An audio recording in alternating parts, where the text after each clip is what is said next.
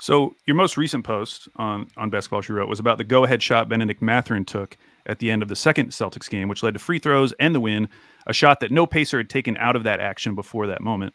Now, Mathurin, he exploded onto the scene as a rookie. He posted some huge lines, but he struggled with efficiency as the season went on, especially from three.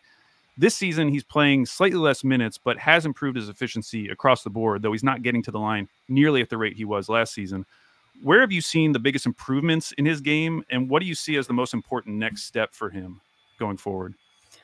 Yeah, I mean, I've said early on from the beginning of the year that I don't think it's completely been reflected in the numbers, but I compare him to, like, if you imagine a trapeze artist letting go of the swing that they're currently on, but yet they haven't quite reached for the second one. I think overall he is a better player than last year, but he's kind of in liminal space, and I don't know when exactly it's going to be that he's going to fully latch on to the next step of where he needs to go. He's kind of in that in between, but like when they were at Summer League, it was very much like his processing of the game and ability to find kick out avenues was limiting him because he really wants to play out a triple threat. And that's something that, like, it's a good thing. He's very good at it. He's very good at making reads and using like a shimmy jab and knowing how much he needs to do to create separation and get to the rim. And that's why Rick Carlisle kind of mentioned like that shot that he got against Boston. He's the only guy on our roster who could have even gotten that shot off.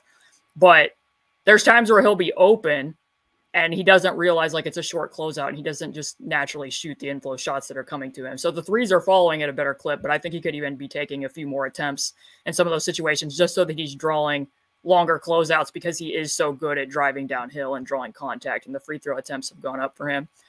I think a big part of it for him in terms of inflection points is that they just need him to be able to compete on defense more consistently.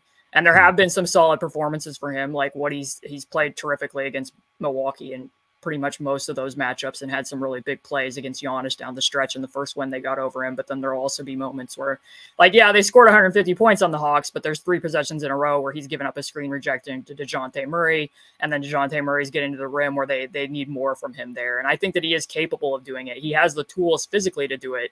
It's just that everything with Ben typically is about feel and processing. And that's where, like, you can see that his visual awareness is starting to get broader, that he's seeing more passing angles, especially on drives, than what he would have seen last year. And they need that same thing to start opening up for him on defense as well.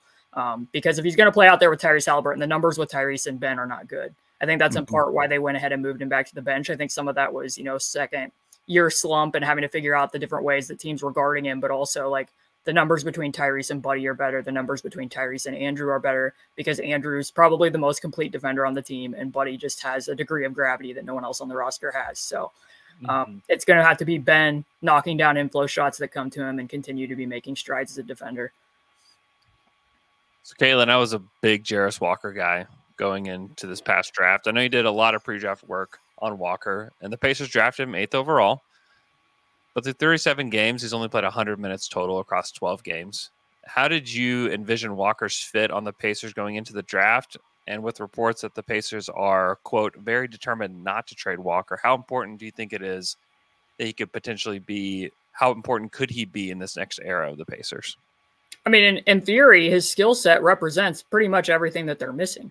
Like, if Tyrese is getting trapped, they could definitely use a big that can make plays out of the middle of the floor, be a canny short roll passer. That would be a boon for them. Having somebody with that much size for a position at the 4 spot, very helpful.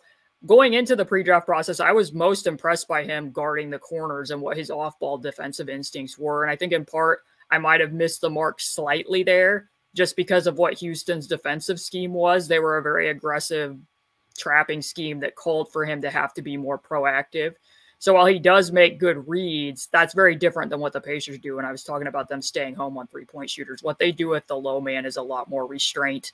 So I think that that's had to be an adjustment. And I know the fan base gets very frustrated with the fact that Jarace isn't playing, but a lot of what he does defensively is about his hands for reasons both good and bad. He has very deft, quick hands. He cat-like reflexes, good hand-eye coordination, but it's more so that than it is about necessarily his mobility on switches on the perimeter as well. So when you watch him in the G League, I know Rick was asked, like, why isn't he playing? And he was basically like, I need him to cut out the willy-nilly gambles. So even in the fourth quarter when he was playing against Minnesota, like, he'll shoot a passing lane, or sometimes somebody might be bringing the ball up the floor, and instead of getting back, he like wants to hound the ball and he might lunge for it. And then it compromises the defense. So he breaks from scheme on that end of the floor quite a bit. And there's just, he's a rookie. He's 20 years old. The Pacers want to win games. Tyrese has been very vocal about, what did you learn from Team USA? And he was like, my big takeaway is I'm tired of losing.